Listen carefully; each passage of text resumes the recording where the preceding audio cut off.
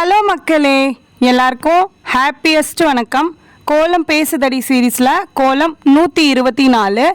நம்ம back to form வந்தாச்சு. Festival எல்லாமே முடிஞ்சு போச்சு. அதனால் சிம்பிளான ஒரு கோலம் தான் போட்டிருக்கேன்.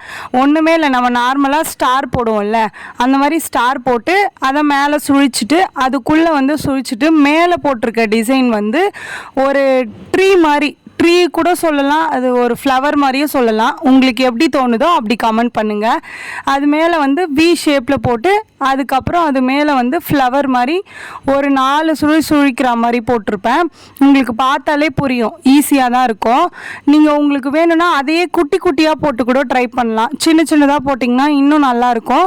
இது நான் இந்த மாதிரி மாடலில் போட்டேன். நான் இருந்தாலும் அந்த சஜஷன் சொல்கிறேன், அவ்வளோதான்.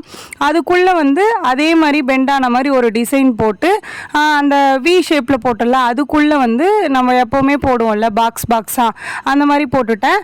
இது பக்கத்தில் லீஃப் போட்டுட்டு லீஃப்குள்ளே ஒரு குட்டி டிசைன், அந்த லீஃப்க்கு மேலே ஒரு டிசைன், அவ்வளோதான்.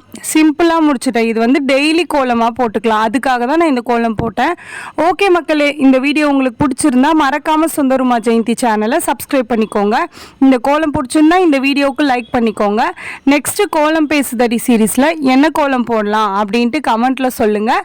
அதே மாதிரி லாங் வீடியோவில் என்ன போடலாம் அப்படின்ட்டு கமெண்ட்டில் சொல்லுங்கள். ஓகேவா? பாய் பாய்.